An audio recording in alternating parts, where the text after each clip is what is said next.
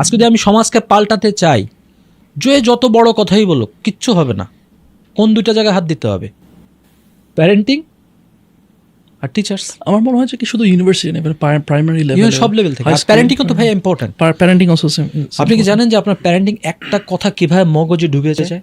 বলা হচ্ছে যে কেন ইমোশনাল ইন্টেলিজেন্স আমি এত ইন্টারেস্টেড কেন জানেন? কারণ আমি যদি আজকে আমার একটা স্টুডেন্ট যদি বলে যে আমি যদি বলি তোমাকে দ্বারা কিচ্ছু হবে না, ও জানেন ওটার মাথায় ঢুকে যাবে সাবকনসিয়াস মাইন্ডে।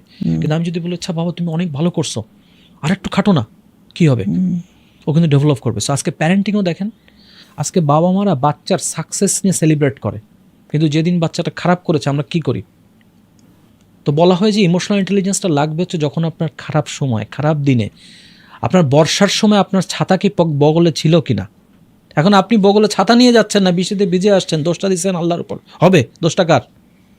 আপনি বর্ষার মুহূর্ত 5 দিন বৃষ্টি হয় না, আজকে আপনি ছাতা নিয়ে গেলেন না, বৃষ্টিতে